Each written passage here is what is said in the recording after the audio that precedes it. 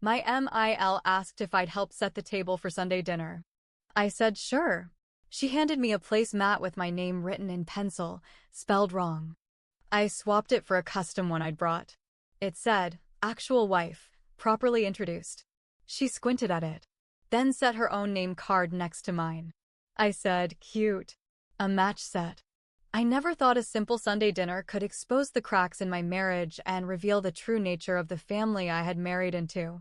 It all started in Charleston, South Carolina, a city where history lingers in the air and traditions run deep. My husband, Daniel, and I had been married for 3 years. Our relationship was built on love and mutual respect. However, there was one constant strain: his mother, Margaret. From the moment we met, Margaret made it clear that I was an outsider. She would often forget my name, introduce me incorrectly, or make subtle jabs at my expense. Daniel always dismissed it as her quirky nature, urging me to overlook her behavior. Margaret was a quintessential Southern matriarch, deeply rooted in tradition and appearances. Her home was a testament to her status, a grand antebellum house on the Battery, overlooking the Charleston harbor. Every Sunday, she hosted a family dinner, an event that felt more like a royal gathering than a casual meal. Attendance was mandatory, and any deviation was met with passive-aggressive remarks and icy glares. One particular Sunday, as the oppressive summer heat gave way to a cooler September breeze, Daniel and I arrived at Margaret's residence. The house was bustling with activity. The aroma of roasted meats and freshly baked bread wafted through the air. Margaret greeted us at the door, her eyes scanning me from head to toe, undoubtedly assessing my attire. "Darling," she drawled, her voice dripping with saccharine sweetness, "would you be a dear and help set the table?" Of course, I replied, eager to find favor in her eyes. She led me to the dining room, a grand space adorned with crystal chandeliers and an expansive mahogany table that could seat 20. On the sideboard, a stack of placemats awaited. Margaret handed me one, and I noticed my name scrawled in pencil, misspelled. A pang of frustration surged through me. This wasn't the first time she had misspelled my name, but I had always brushed it off as an innocent mistake. This time, however, felt deliberate. "Actually," I said, reaching into my bag, "I brought my own placemat."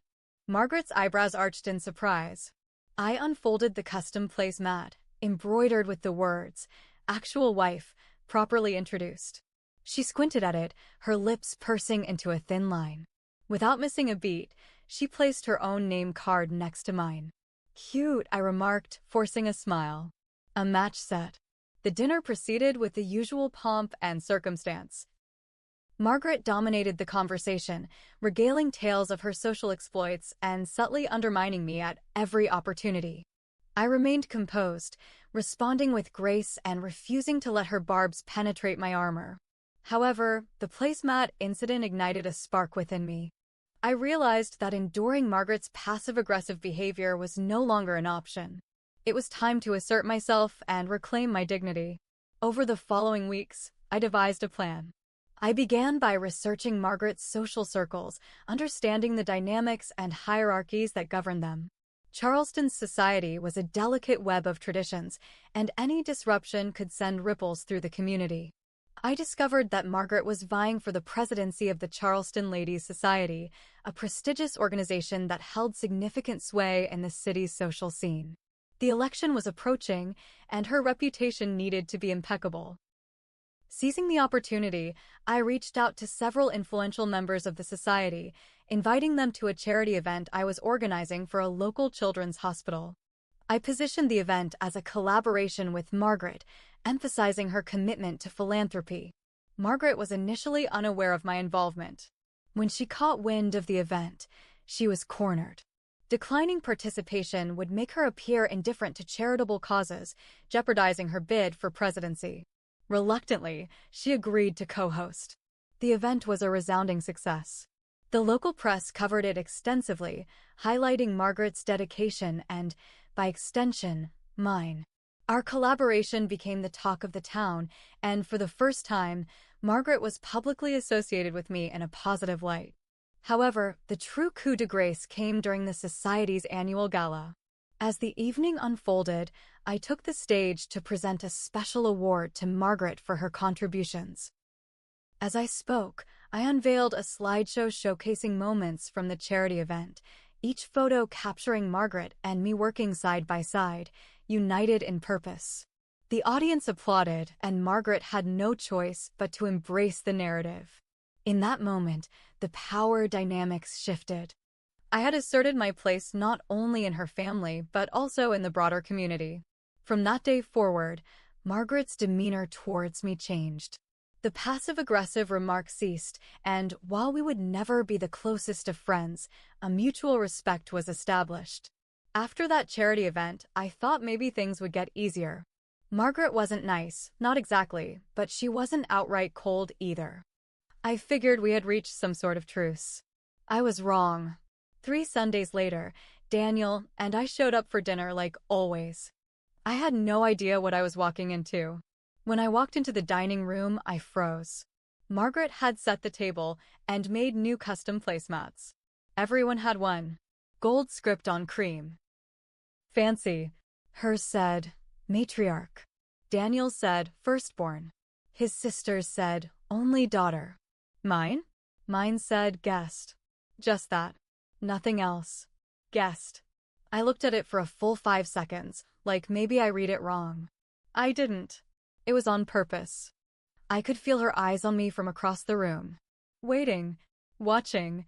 I said nothing. I quietly picked it up and walked to the kitchen. Daniel followed. He didn't understand at first. It's probably a joke, he said. Or a mistake. It's not a mistake, I said. She knew exactly what she was doing. He didn't defend her after that. He stood there, silent. That silence told me everything I needed to know. I didn't eat dinner. I told them I had a migraine and went home early. That night, Daniel and I had our first real fight. Not yelling. Worse, quiet. Cold. Distant. He said I was making it a bigger deal than it was. I asked him how he'd feel if my dad handed him a placemat that said visitor. He didn't answer. I spent the rest of the night on the couch. Not because he told me to, but because I needed space. From him. From the feeling that I'd married into a family that didn't want me. But I wasn't going to let it slide. I started digging. I found out Margaret's ladies' group was more than garden parties. They were involved in museum boards, historical foundations, and city planning events. She was trying to secure a seat on the board of the Charleston Historical Preservation Society, a huge deal in this town. And guess who worked in the same circles? My boss. At the museum, I'd been curating exhibits for the past 2 years. So I started dropping her name, subtly, professionally, in the right rooms. People started to ask me questions about her. I didn't lie. I didn't exaggerate. But I told the truth. I told them about how she treated me. Not in a ranting, emotional way. Calm. Matter of fact. The woman who would represent Charleston history couldn't even get her own daughter-in-law's name right. Word spread. I didn't plan it that way, but once it started, I didn't stop it. A week later, I got a call from her. Not Daniel. Not anyone else. Her. She asked if we could have lunch. Just us. I showed up at a cafe downtown. She was already there. She looked different, not in appearance, but in posture. Smaller, maybe. Tired. She didn't apologize. Not really. But she asked me a question I never expected. Why do you hate me? I laughed. Quietly.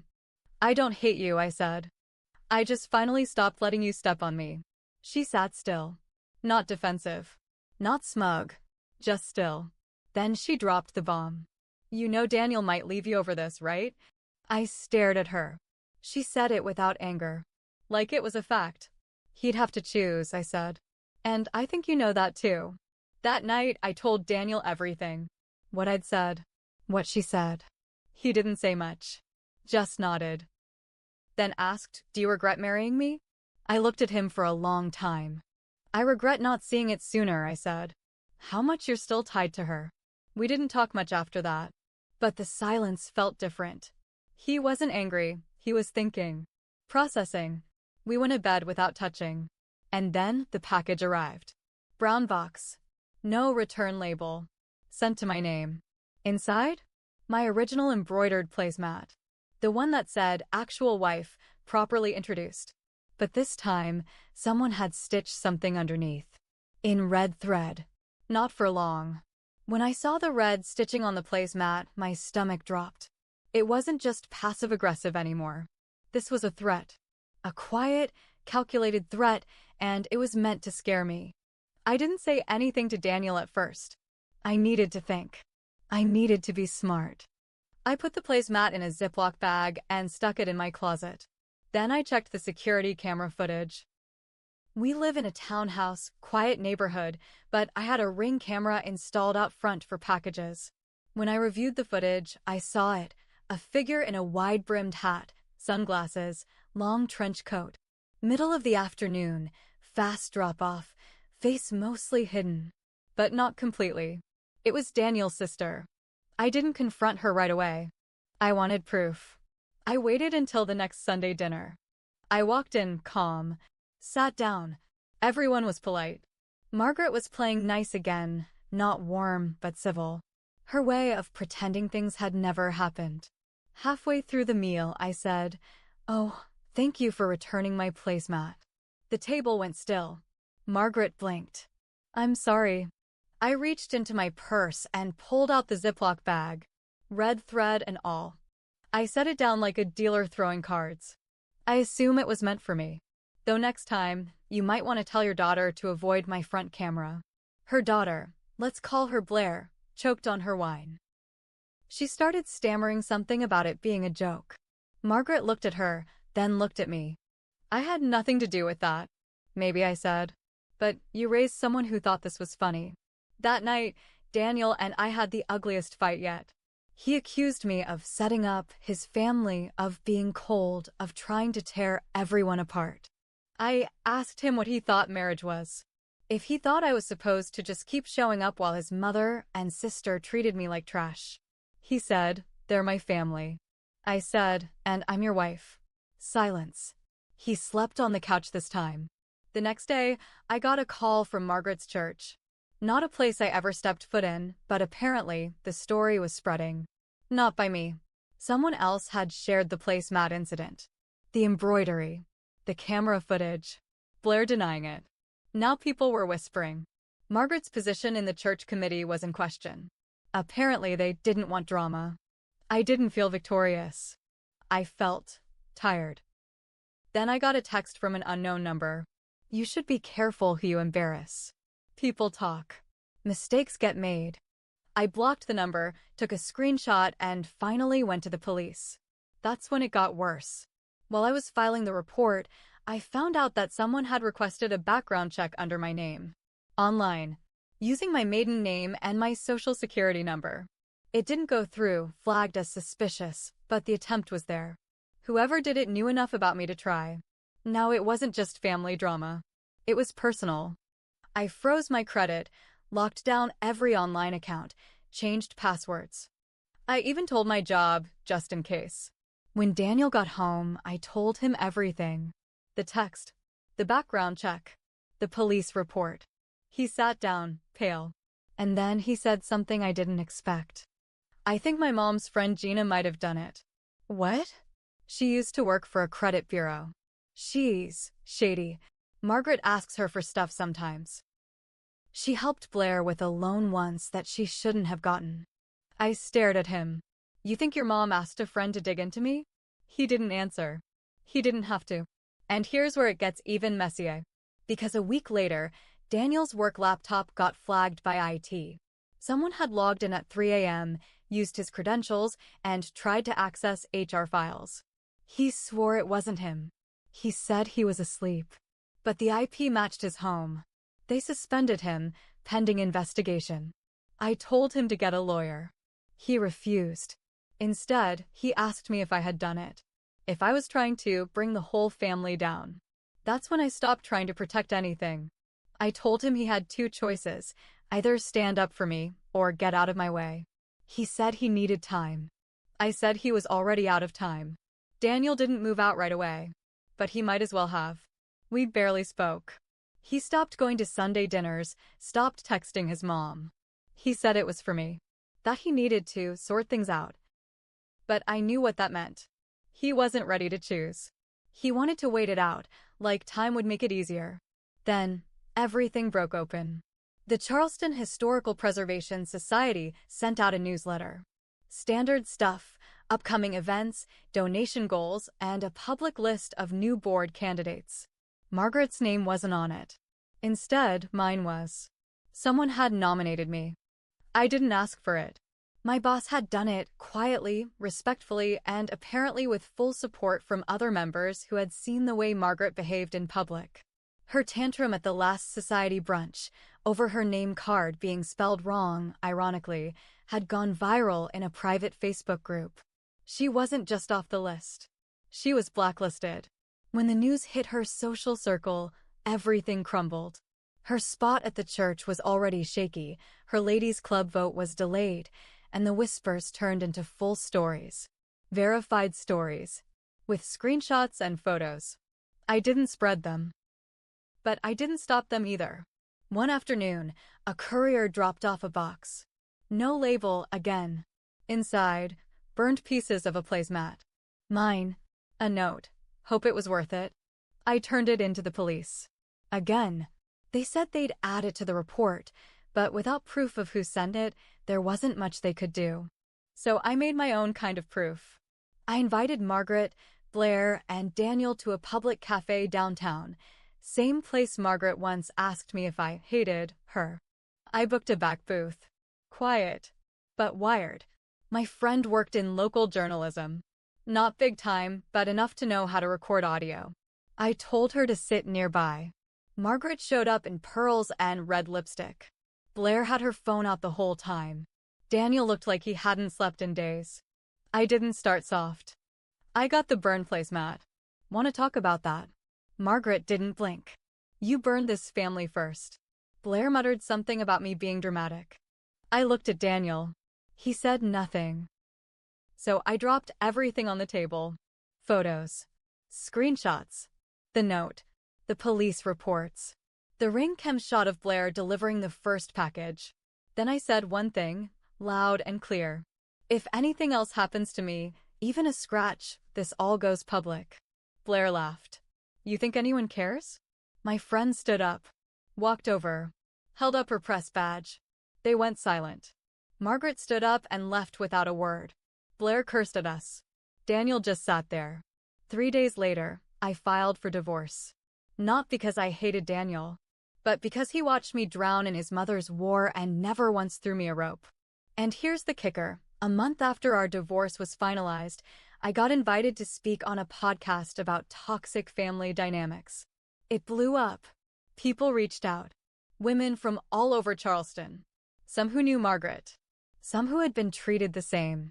I never said her name, but they knew. A year later, she sold her house and moved to a retirement community out of state. Blair tried to sue me for emotional damage. It didn't stick. Daniel moved to Atlanta. I kept the play mat, the burned one. Framed it. Hung it in my office under the words, actual wife. Properly introduced. I won't lie. I made mistakes. I stayed too long. I let myself shrink to make room for their egos. I let love blind me to loyalty. But in the end, I stopped being quiet. I stopped being polite. And I stopped letting anyone, even the man I married, confuse love with submission. They thought I was just a guest. They were wrong. I was the storm that tore the whole house down.